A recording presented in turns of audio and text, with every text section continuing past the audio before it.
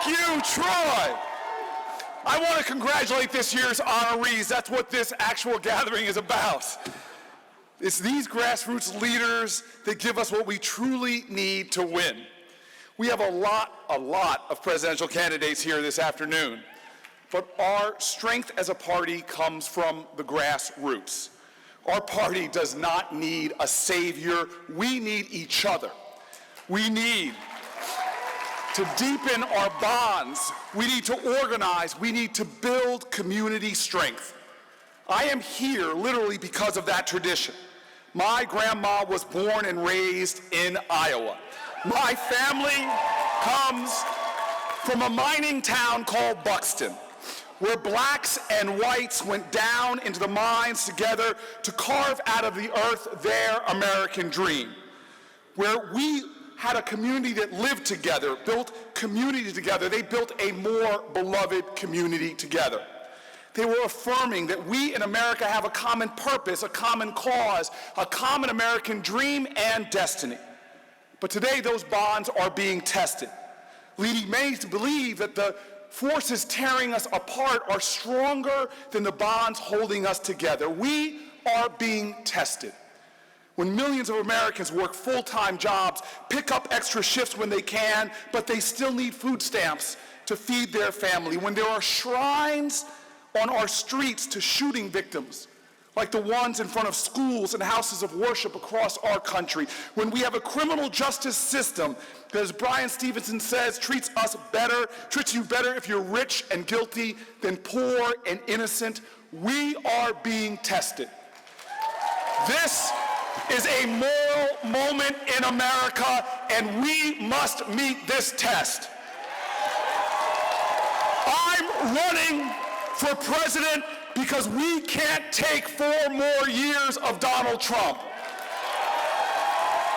I'm running for president to beat Donald Trump. And I'm running for president because beating Donald Trump is not enough. We must have bigger aspirations and bolder dreams than just that. Beating Donald Trump is the floor, it is not the ceiling. Beating him will get us out of the valley, but it will not get us to the mountaintop. Democrats, we can't let this election be about what we are against. It must be an election about what we are for, who we are for. We are for every American worker because they deserve a living wage, a right to a union, and to retire with dignity and security.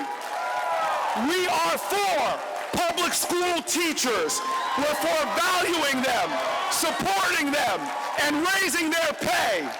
We are for every American having access to health care. And make no mistake, abortion is health care, and health care is a right, not a privilege. We're for ending mass incarceration.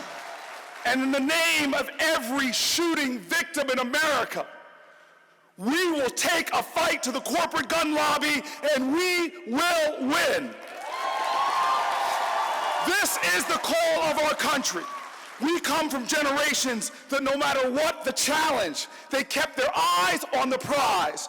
They came up from the mines of Buxton together. They rose from sweatshops and slums. Together they boarded buses, knowing that they could be bombed, crossed bridges, knowing that they could get beaten. They did not turn against each other in the face of injustice. They stood with each other for each other.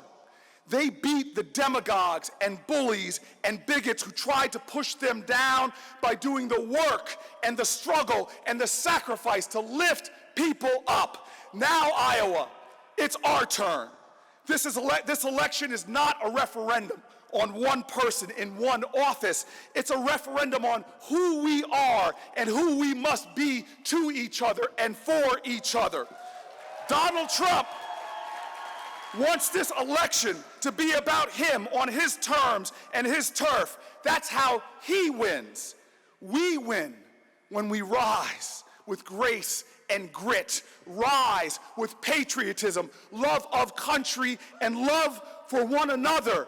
We will not stay in the valley of darkness and fear. We will rise. We will lift up our voices. We will raise our sights. We will win this election. And America, we will rise. Thank you. Thank you.